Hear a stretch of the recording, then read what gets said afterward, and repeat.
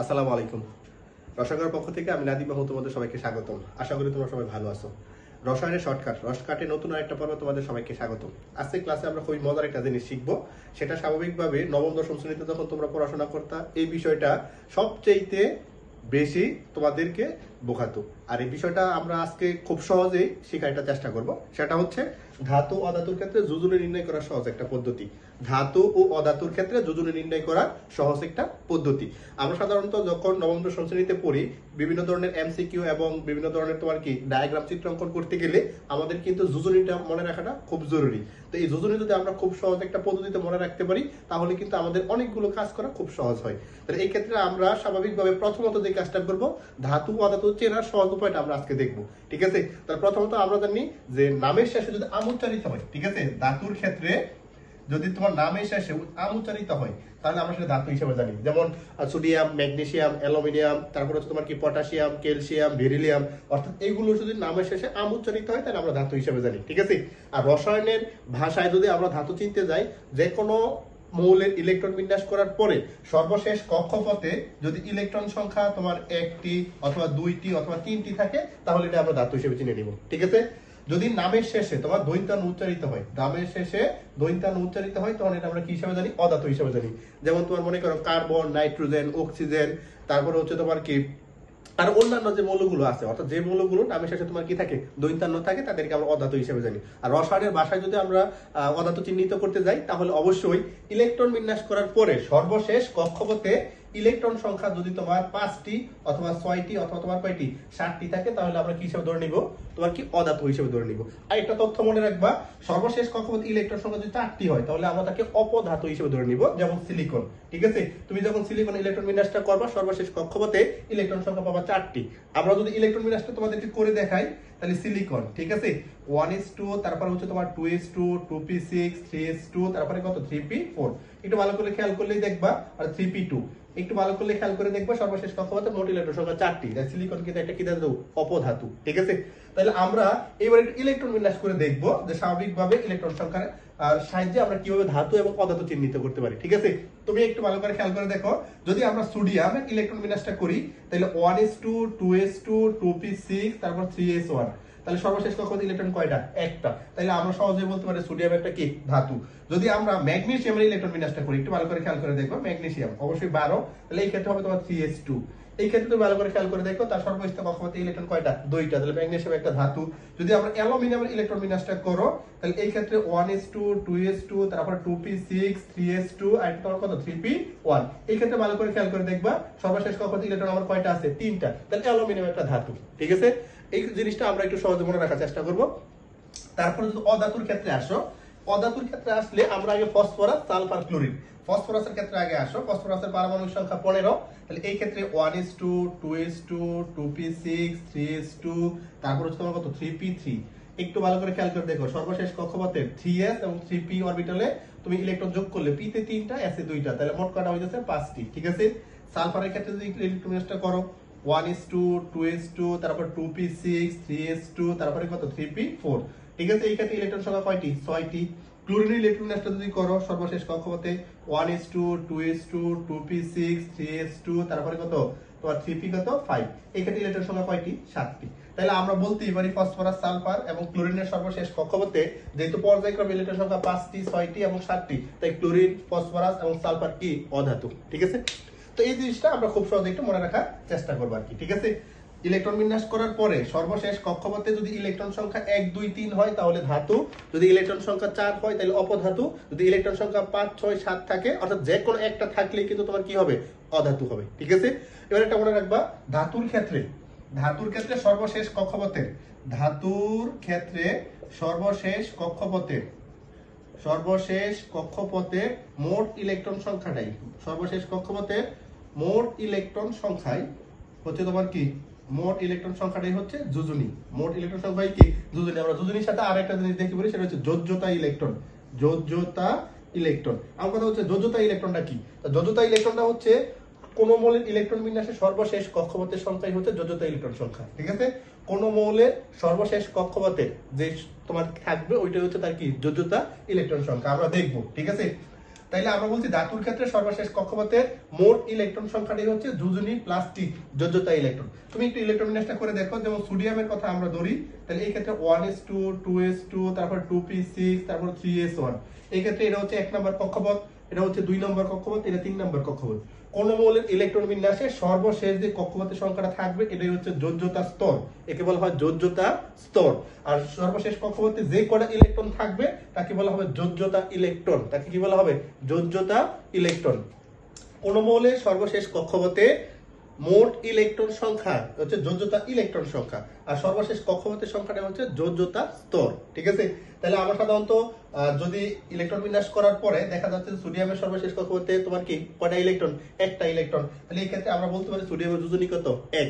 আর যেহেতু ধাতুর ক্ষেত্রে সর্বশেষ কক্ষপথে যা থাকবে তাই যোজনী প্লাস যোজ্যতা ইলেকট্রন, তাই সোডিয়ামের যোজ্যতা ইলেকট্রন 1, সোডিয়ামের যোজনীও কত? 1। আমরা যদি ম্যাগনেসিয়ামের ক্ষেত্রে ইলেকট্রন বিন্যাসটা করে দেখি, তাহলে তুমি দেখবা ম্যাগনেসিয়ামের সর্বশেষ কক্ষপথের তোমার কি সর্বশেষ কক্ষপথটা হচ্ছে 3 নাম্বার, যার অরবিটাল হবে 3s2। তাহলে এই ক্ষেত্রে আমরা কি বলতে পারি? ম্যাগনেসিয়ামের সর্বশেষ কক্ষপথ 3 নাম্বার, তাই যোজ্যতা স্তর হচ্ছে 3।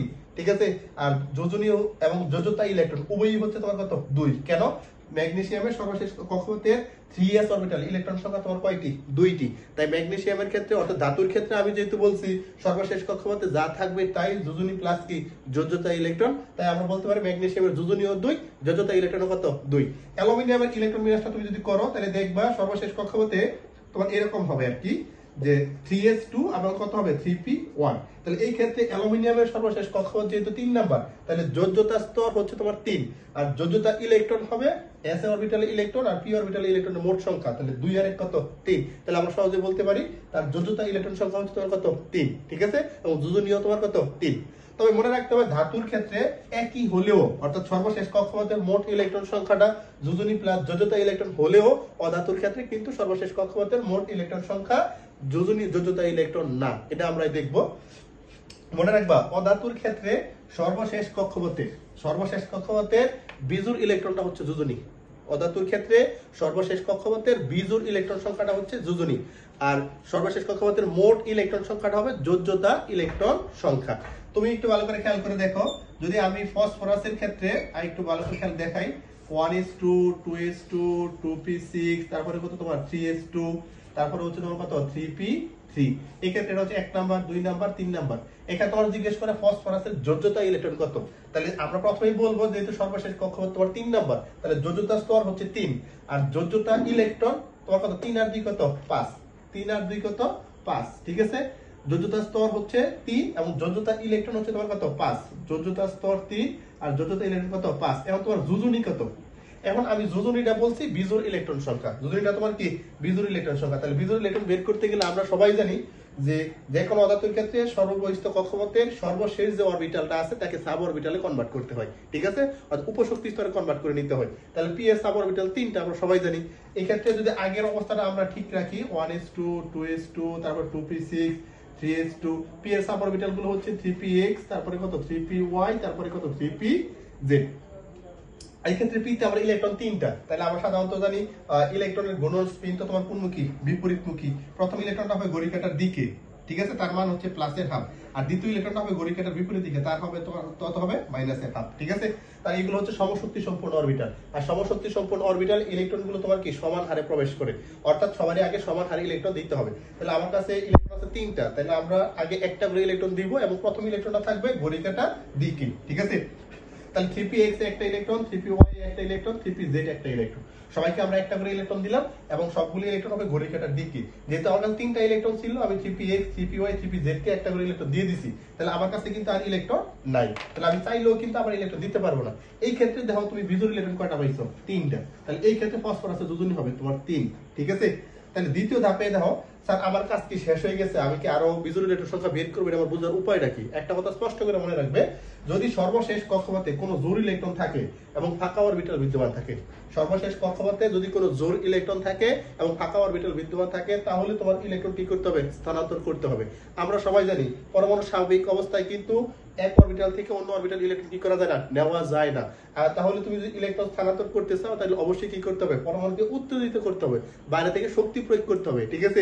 মানে পরমাণু উত্তেজিত করার মাধ্যমে আমরা চাইলে এক অরবিটাল থেকে ইলেকট্রন অন্য অরবিটালে কি করতে পারি, স্থানান্তর করতে পারি। তাহলে এই ক্ষেত্রে আমাদের মনে রাখতে হবে, আমরা যদি কোনো পরমাণু উত্তেজিত করি তাহলে এই পরমাণুর উপর এরকম একটা কি দেওয়া লাগে, স্টার চিহ্ন ব্যবহার করতে হয়। আর যদি তুমি একটা ইলেকট্রন স্থানান্তর করো তাহলে একটা স্টার চিহ্ন, দুইটা ইলেকট্রন স্থানান্তর করলে দুইটা স্টার চিহ্ন, ঠিক আছে। এবার ভালো করে খেয়াল করে দেখো, ফসফরাসের সর্বশেষ কক্ষপথের মধ্যে অর্থাৎ 3s অরবিটালের মধ্যে একটা জোর ইলেকট্রন আছে, বাকি সবগুলো তোমার কি বেজোর ইলেকট্রন। তাহলে আমি প্রথমে দেখবো s অরবিটাল থেকে p অরবিটাল কোনো ইলেকট্রন নিবে কিনা। তাহলে ভালো করে খেয়াল করে দেখো, p কিন্তু p3 কাঠামো অর্থাৎ অর্ধপূর্ণ অবস্থা লাভ করে বসে আছে, তাহলে স্বাভাবিকভাবেই s অরবিটাল থেকে p অরবিটাল কোনো ইলেকট্রন প্রবেশ করবে না। তাহলে কি আমার বাধ্য হয়ে ইলেকট্রন কই দিতে হবে, p এর পরবর্তী যে অরবিটালটা আছে আমরা জানি s p এর পরবর্তী অরবিটাল নাম হচ্ছে তোমার কি d। তাহলে এই ক্ষেত্রে d অরবিটালে কিন্তু আমার ইলেকট্রন স্থানান্তর করতে হবে। এখন কথা হচ্ছে তুমি যত নাম্বার কক্ষপথের জন্য কাজ করতেছো এই তো অত নাম্বার কক্ষপথের জন্য তোমার ডি অরবিটাল আছে কিনা এটা একটু খেয়াল করে দেখতে হবে। আমার সর্বশেষ কক্ষপথ কয় নাম্বার, 3 নাম্বার না। তাহলে n সমান 3 হলে আমরা জানি প্রধান শক্তি স্তর n সমান 3 হলে উপশক্তি স্তর l এর মান হচ্ছে 0 1 2। এই ক্ষেত্রে s 0 এর জন্য s, 1 এর জন্য p, 2 এর জন্য তোমার কত d, ঠিক আছে। তাহলে এই ক্ষেত্রে আমরা দেখতে পাচ্ছি 3 নাম্বার শক্তি স্তরের জন্য কিন্তু ডি অরবিটাল আছে। তাহলে আমরা খুব সহজেই s অরবিটাল থেকে ইলেকট্রন স্থানান্তর করে আমরা কোথায় প্রবেশ করতে পারবো, ডি অরবিটালের মধ্যে। কথা বুঝতে পারছি। তাহলে এই ক্ষেত্রে তুমি s থেকে, তাহলে আমরা জানি d এর সাব অরবিটাল কয়টা, 5টা, dxy dyz dzx dx2 y2, এটা তোমার কত dz2। তাহলে আমি প্রথম ইলেকট্রনটা যদি s অরবিটাল থেকে কোথায় নিবা, dxy এর মধ্যে স্থানান্তর করবা, ঠিক আছে। তারপর ক্রমান্বয়ে যদি আরো ইলেকট্রন থাকে আমরা ধাপে ধাপে সামনে যাব, আর যদি ইলেকট্রন না থাকে তাহলে আমার কাজটা এখানে শেষ হয়ে যাবে। তাহলে আমি এবার ফসফরাসের ক্ষেত্রে দেখো 1s2 2s2 2p6, তারপর 3s, তারপর 3px, তারপর 3py, তারপরে কত 3pz, এবার হবে 3dxy। এখন আমার তো একটা ইলেকট্রন মাত্র স্থানান্তর করবা, 3s এ দুইটা ছিল এবং একটা থাকবে, আরেকটা কোথায় চলে যাবে 3dxy। আর বাকিগুলো আমরা বসাই দেই, একটু ভালো করে খেয়াল করে দেখো। তাহলে বিজোড় ইলেকট্রন কয়টা পাওয়া যাইতেছে, 5টা। এইখানে তার যোজনী হচ্ছে কত 5। আমার যেহেতু বাকি যে অরবিটাল গুলো আছে 3dxy লেখার পরে 3dyz 3dzx 3dx2 y2 3dz2 এগুলো কি লেখার প্রয়োজন আছে না, আমার এগুলো লেখার প্রয়োজন নাই। যেহেতু আমার ইলেকট্রন দেওয়ার কোনো অবস্থা আমার নাই, তাহলে ওইগুলো লেখার কোনো তেমন প্রয়োজন নাই। তাহলে এই ক্ষেত্রে ভালো করে খেয়াল করে দেখবা ফসফরাসের সর্বশেষ কক্ষপথে আরো কোনো জোড় ইলেকট্রন আছে কিনা, যেহেতু নাই তাহলে আমার কাজ কি দেখানি সমাপ্ত। এই ক্ষেত্রে তুমি s অরবিটাল থেকে ইলেকট্রন স্থানান্তর করে কই নিছো 3dxy, তাহলে আমরা বলছি পরমাণু স্বাভাবিক অবস্থায় কোনোভাবেই এক অরবিটাল থেকে অন্য অরবিটাল ইলেকট্রন কি করা যায় না, স্থানান্তর করা যায় না। তাহলে আমার কি করতে হবে, যেহেতু পরমাণুকে উত্তেজিত করার মাধ্যমে আমরা এক অরবিটাল থেকে অন্য অরবিটাল ইলেকট্রন স্থানান্তর করেছি, তাই আমাদের পরমাণুকে উত্তেজিত অবস্থা বোঝানোর জন্য পরমাণু ঠিক উপরে এরকম একটা স্টার চিহ্ন ব্যবহার করতে হবে। এখন আমি কয়টা স্টার চিহ্ন ব্যবহার করব, যতগুলা ইলেকট্রন স্থানান্তর হবে। দেখো s থেকে p d তে কয়টা ইলেকট্রন স্থানান্তর হয়েছে, একটি, এজন্য আমরা একটা স্টার চিহ্ন ব্যবহার করেছি, ঠিক আছে। তাহলে তুমি ফসফরাস কিন্তু একটা অধাতু, তাহলে ফসফরাসের সর্বশেষ কক্ষপথ হচ্ছে 3 নাম্বার, তার যোজ্যতা স্তর হচ্ছে 3, আর সর্বশেষ কক্ষপথের মোট ইলেকট্রন সংখ্যা হচ্ছে যোজ্যতা ইলেকট্রন। তাহলে p তে 3টা s এ 2টা, তাহলে মোট কয়টা 5টা, তাহলে যোজ্যতা ইলেকট্রন 5। আর ফসফরাসের যে যোজনী বলি আমরা, যোজনী যে কোনো অধাতুর ক্ষেত্রে সর্বশেষ কক্ষপথের বিজোড় ইলেকট্রন সংখ্যাটাই তার কি যোজনী। আর আমরা যদি p অরবিটাল থাকে তাকে সাব অরবিটাল কনভার্ট করে আমরা ধাপে ধাপে ইলেকট্রন স্থানান্তর করার মাধ্যমে আমরা বিজোড় ইলেকট্রন বের করব। যদি d অরবিটাল থাকে তাহলে d অরবিটালে আমরা কনভার্ট করে ধাপে ধাপে স্থানান্তর করার মাধ্যমে আমরা তার বিজোড় ইলেকট্রন সংখ্যা বার করব। অর্থাৎ যতক্ষণ পর্যন্ত সর্বশেষ কক্ষপথে জোড় ইলেকট্রন এবং পরবর্তীতে p অথবা d এর ক্ষেত্রে ফাঁকা অরবিটাল বিদ্যমান থাকবে, আমরা ততক্ষণ পর্যন্ত কি করতে পারবো, ইলেকট্রন গুলো এক অরবিটাল থেকে অন্য অরবিটালে স্থানান্তর করতে পারবো পরমাণুকে উত্তেজিত করার মাধ্যমে। তাহলে আমরা আজকে ক্লাসে ধাতু এবং অধাতুর ক্ষেত্রে যোজনী এবং যোজ্যতা ইলেকট্রন এবং যোজ্যতা স্তর তিনটা জিনিস শিখলাম, ঠিক আছে। মনে রাখবা ধাতুর ক্ষেত্রে সর্বশেষ কক্ষপথের মোট ইলেকট্রন সংখ্যাটাই হচ্ছে যোজনী প্লাস যোজ্যতা ইলেকট্রন, এবং যত নম্বর কক্ষপথ থেকে ইলেকট্রন বিন্যাসটা শেষ হবে ওইটা হচ্ছে তার যোজ্যতা স্তর। অধাতুর ক্ষেত্রে সর্বশেষ কক্ষপথের তোমার কি যে সংখ্যাটা থাকবে সেটা হচ্ছে যোজ্যতা স্তর, সর্বশেষ কক্ষপথের মোট ইলেকট্রনটা হচ্ছে যোজ্যতা ইলেকট্রন। ফসফরাসের ক্ষেত্রে 3p তে 3টা 3s এ 2টা, তার যোজ্যতা ইলেকট্রন কত 5। এই ক্ষেত্রে যোজ্যতা ইলেকট্রন 5 হলেও স্বাভাবিকভাবে আমাদের যেই ইলেকট্রন গুলো অর্থাৎ তোমার স্বাভাবিক যোজনীটা বের করতে গেলে অবশ্যই তার বিজোড় ইলেকট্রন বের করতে হবে। যে কোনো অধাতুর সর্বশেষ কক্ষপথে সর্বশেষ তোমার কি যতগুলো বিজোড় ইলেকট্রন থাকবে ঠিক ততগুলোই তার কি যোজনী। আমরা ফসফরাসের ক্ষেত্রে কয়টা বিজোড় ইলেকট্রন পাওয়া সম্ভব হয়েছে? 5টা। এক্ষেত্রে ফসফরাস কিন্তু যোজনী তোমার কত? 5। তাহলে আমরা যখন ফসফরাসের যোজনী 2টা পাওয়া গেছে, ফসফরাস হচ্ছে পরিবর্তনশীল যোজনী প্রদর্শন করে 3 এবং কত 5। আমাদের আছে কার্বন আছে 2 এবং 4, তারপরে সালফার আছে তোমার কত 2 4 6, আয়রন আছে তোমার কত 2 এবং 3, কপার আছে 1 এবং কত 2। এরা সবাই কিন্তু তোমার কি করে? পরিবর্তনশীল যোজনী প্রদর্শন করে। পরমাণুকে এরকম উত্তেজিত করার মাধ্যমে আমরা এক অরবিটাল থেকে অন্য অরবিটাল ইলেকট্রন স্থানান্তর করার মাধ্যমে আমরা কিন্তু কার্বনের 2 4, ফসফরাসের 3 5, সালফারের 2 4 6, আয়রনের 2 3, কপারের 1 2। তোমাদের এগুলো বাড়ি কাজ থাকলো, তোমরা এগুলো প্র্যাকটিস করবা এই নিয়ম অনুসারে। তো সবাইকে অসংখ্য অসংখ্য ধন্যবাদ। রসায়নঘরের পক্ষ থেকে প্রতিনিয়ত এরকম মজার মজার জিনিস তোমরা খুব সহজে শিখতে পারবে। তো সবাই রসায়নঘরের সাথে যুক্ত থাকবে, বন্ধু বান্ধবকে এখনই রসায়নঘরের সাথে সংযুক্ত করে দাও। আশা করি তোমরা খুবই উপকৃত হবে এবং আমরা সর্বোচ্চ পরিমাণে তোমার কি চেষ্টা করছি তোমাদেরকে ভালো কিছু উপহার দেওয়ার জন্য। তোমাদের ভালোবাসা পেলে আমরা সামনে আরো অনেক কিছু তোমাদের জন্য নিয়ে আসবো। তো সবাই ভালো থাকবে, সুস্থ থাকবে, রসায়নঘরের সাথে থাকবে। আসসালামু আলাইকুম ওয়া রাহমাতুল্লাহি ওয়া বারাকাতুহু।